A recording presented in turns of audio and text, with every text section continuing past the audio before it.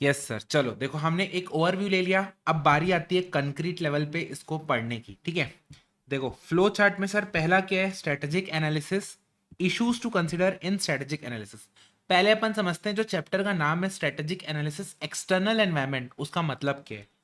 देखो ये जो भी नोट्स मैं आपको दे रहा हूं ना, सब छट के, ठीक है, छाट पीट के काट पीट के मॉड्यूल की लैंग्वेज है, कुछ अलग नहीं है, पूरा का पूरा मॉड्यूल से कॉपी पेस्ट किया है मैंने, उसको स्ट्रक्चर्ड वे में किया है, और क्या क्या पॉइंट्स याद करना है, क्या क्या कीवर्ड्स याद करना है, उसको मैंने लिखा है। अब देखो स्ट्रेटेजिक एनालिसिस, पहली बात तो होता क्या है सर। एनालिसिस शब्द किस टाइप का है, एनालाइज करना, एक तरीके का प्रोसेस है। ठीक है, कैसा प्रोसेस है, एक तरीके का प्रोसेस। सर कैसा प्रोसेस है, कंटिन्यूअस प्रोसेस। ठीक है, क्या है, continuous process. By the way समझा नहीं रहा हूं, एग्जाम्पल के साथ हर समझाऊंगा भी, हर चीज समझाना हो गया है क्लास में, अब अपन याद कर रहे हैं। ठीक है, अपन याद कर रहे हैं, I am giving you a way to learn things, of course I will explain you, but उस डेप्थ में नहीं जिस डेप्थ में आप एक्सपेक्टेशन अगर रख रहे हो तो। कंटिन्यूअस प्रोसेस है, कैसा प्रोसेस है कंटिन्यूअस सर, एक दिन ऐसा मुंह उठे आ हा बन गया, नहीं नहीं, प्रोसेस है कंटिन्यूअस चलने वाला।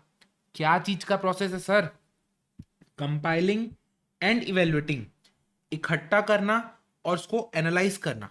ठीक है, इकट्ठा करना और उसको एनालिसिस करना, डेटा को उठाना और उसके बेसिस पे उसको सोचना। क्या सोचना, कि जो इंफॉर्मेशन है ना, किसके बारे में, about firms, internal and external, internal environment और एक्सटर्नल एनवायरनमेंट।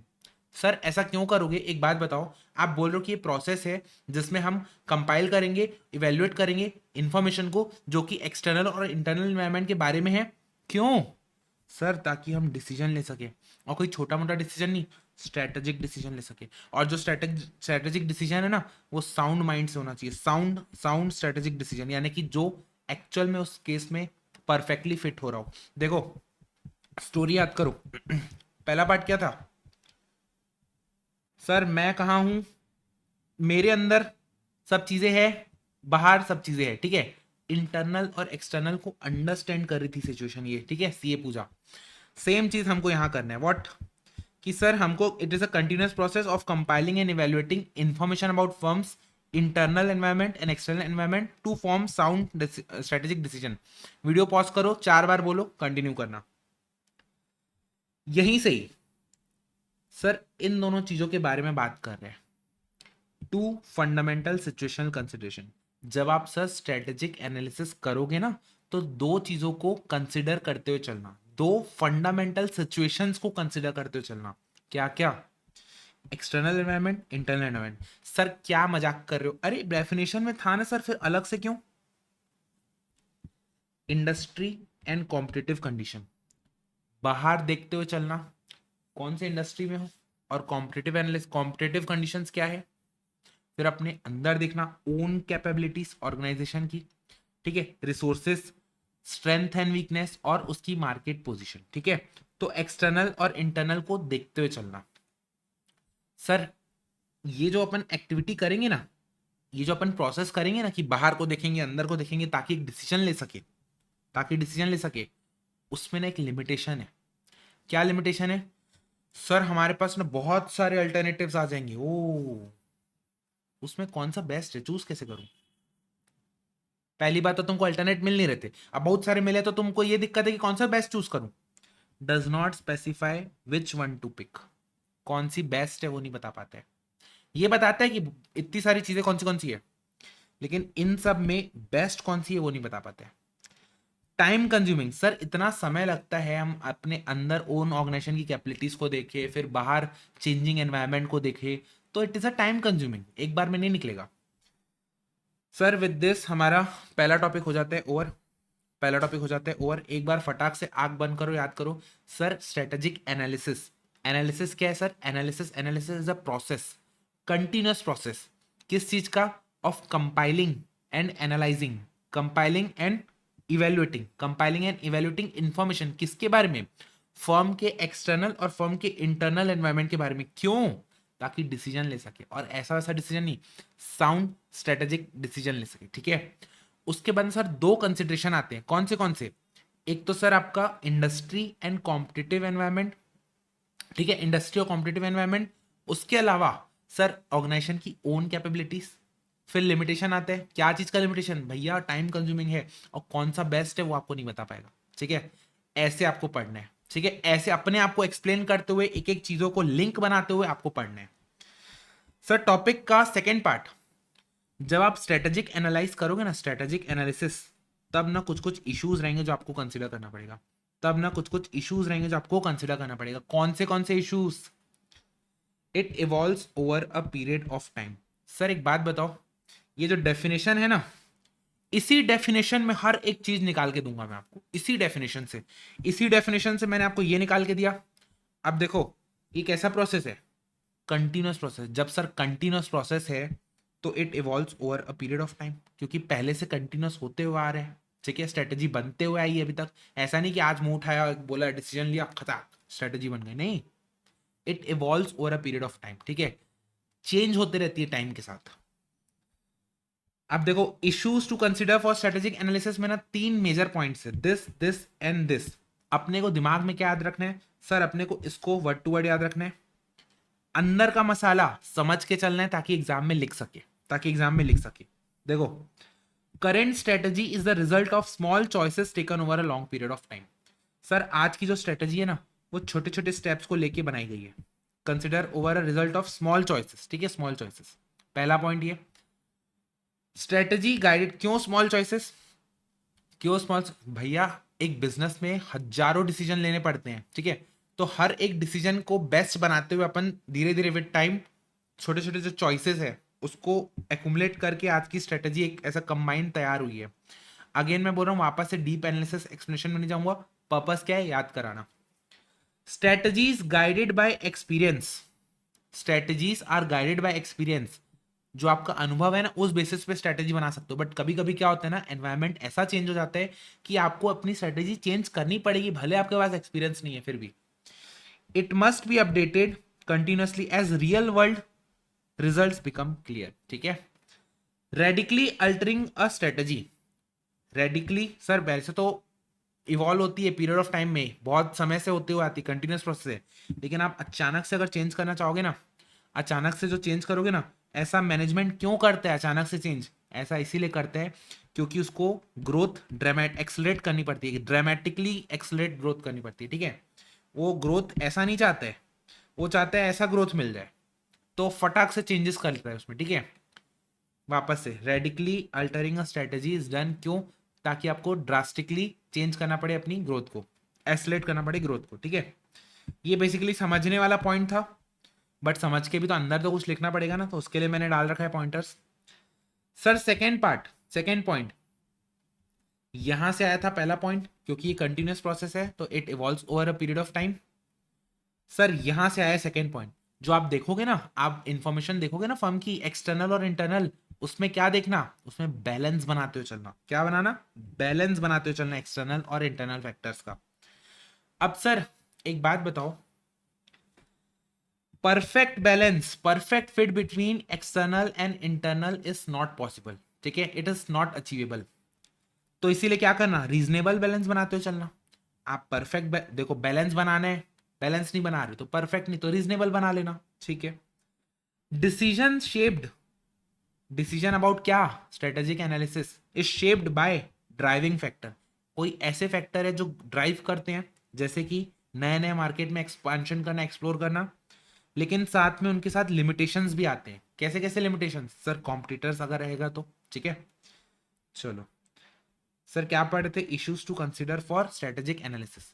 स्ट्रेटेजिक एनालिसिस करते हुए ना क्या क्या ध्यान रखना पड़ता है? सर 3 बातों को ध्यान रखना पड़ता है, तीनों बातें डेफिनेशन से निकल के आती है। डेफिनेशन बोलता है कंटिन्यूइंग प्रोसेस है, तो कंटिन्यूइंग प्रोसेस से it evolves over a period of time. Sir external और इंटरनल में, हाँ तो बैलेंस बना लो ना एक्सटर्नल इंटरनल में, ठीक है। फिर थर्ड क्या, managing strategic risk.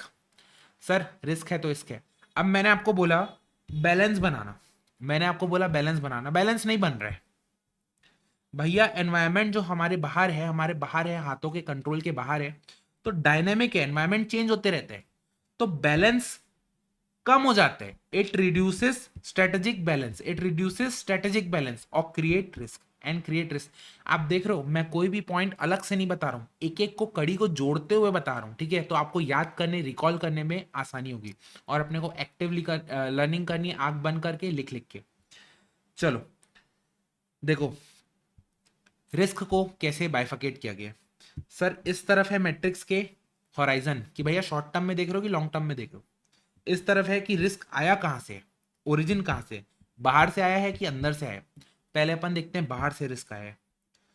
Sir Tata nano वाला एग्जांपल अगर आपको याद आ रहा हो, अपने में से क्लास लियो तो टाटा नैनो वाला एग्जांपल मैं आपको बताऊं। टाटा आया था, नैनो लाया था, उनको लगा कि मस्त अपन ब्रांड करेंगे अपनी कार को। कैसे ब्रांड करेंगे, चीपेस्ट कार। लेकिन भैया हम हैं इंसान, हमारे लिए कार हमारी जान है, ठीक है। We take it as a sense of pride. तो हम ऐसी गाड़ी नहीं लेना पसंद कर रहे थे जो लोग उसको बोले सस्ती गाड़ी है या चीप गाड़ी, जबकि सस्ती एक्चुअल में नहीं थी, इतनी भी नहीं थी, ऑटो के रेट की थी। मतलब समझ रहे हो कंपैरिजन कहाँ आ रहा है। ऐसा नहीं कि मारुति और इसमें अरे वाह इसका अल्टरनेटिव है, नहीं वो तो ऑटो का अल्टरनेटिव, समझ रहे हो। तो वो माइंडसेट तो बाहर के कारण तो लोग उसको रिजेक्ट किए, एक्सेप्ट नहीं किए। वो शॉर्ट टर्म का होराइजन, जो शॉर्ट टर्म में उसकी सोच थी, ठीक है, शॉर्ट टर्म में वो वर्क नहीं कर पाई। लेकिन वो क्यों नहीं वर्क करे, कंपनी खराब थी क्या, नहीं, बाहर लोग एक्सेप्ट नहीं किए, एक्सटर्नल रिस्क था, ठीक है। एक्सटर्नल रिस्क था, शॉर्ट टर्म होराइजन था।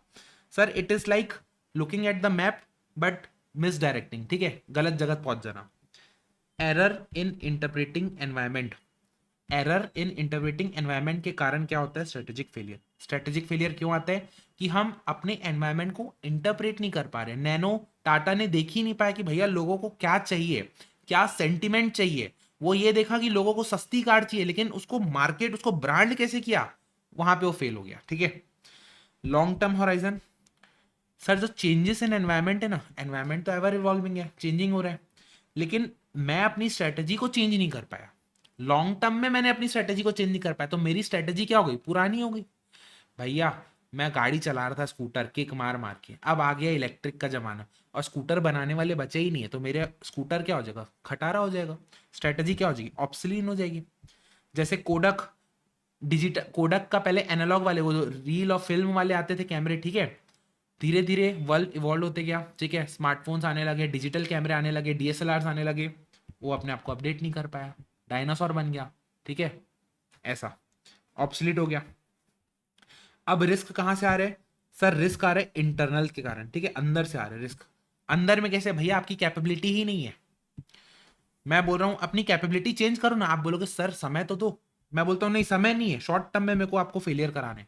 तो शॉर्ट टर्म में वो फेलियर क्यों हुआ, ऑर्गेनाइजेशन की जो कैपेसिटी थी, एग्जिस्टिंग कैपेसिटी, वो स्ट्रेटेजिक डिमांड को मीट ही नहीं कर पा रही थी, ठीक है, स्ट्रेटेजिक डिमांड को मीट नहीं कर पा रही थी। जैसे बायजूस, बायजूस का अगर एग्जांपल याद हो तो बायजूस फैलते जा रहा था, अपनी प्रेजेंस को बढ़ाते जा रहा था, डिमांड ओवरफ्लोइंग हो रही थी, तो वो क्या किया, ऑनलाइन तो था ही था, फिजिकली सेंटर्स को बाय करने लगा, फिजिकली कोचिंग क्लासेस को बाय करने लगा। अब तुम कम समय में बम बनना चाहोगे तो फूट जाओगे, तो फूट गया, ओवरलोड हो गया, ठीक है। अगर आपका मसल्स 10 किलो कैरी करने की कैपेसिटी और मैं 50 किलो डाल दूं, तो बाहर वाले की दिक्कत है कि आपकी दिक्कत है, आपकी दिक्कत है कि आप में उतनी कैपेसिटी नहीं, तो आपने उठाया क्यों, मसल ओवरलोड। हाँ लॉन्ग टर्म में आप मसल बना के फिर 50 किलो उठाना, ठीक है, लेकिन यहाँ पे शॉर्ट टर्म की बात चल रही है। अब लॉन्ग टर्म में और इंटरनल रिस्क, इंटरनल रिस्क है और लॉन्ग टर्म में inconsistency with strategy develops due to change in internal capacity, due to change in internal capacity। It is like a broken machine, उसको आप ठीक नहीं कर सकते हो, उसको आप ठीक नहीं कर सकते हो, ठीक है। जैसे कि ओल्ड एयर इंडिया डेट वाला एग्जांपल था, आप you can check it out. चलो बस इतना ही था, सिर्फ इतना था। अब वापस से इसको आंख बंद करो, रिवाइज करो, रिकॉल करो, एक बार उसको लिखो एंड देन आगे बढ़ना। एक बार क्वेश्चंस भी देख लो फटाफट, मैंने आपके लिए एक सैंपल क्वेश्चंस भी निकाल के रखे हैं कि भाई किस टाइप के क्वेश्चन बन सकते हैं।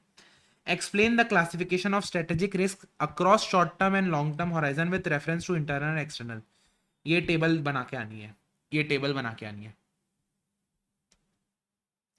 ये टेबल बनानी तो है, इसी को पॉइंटर्स में भी लिखना है, इसी को पॉइंटर्स में भी लिखना है, आपका काम बन जाएगा।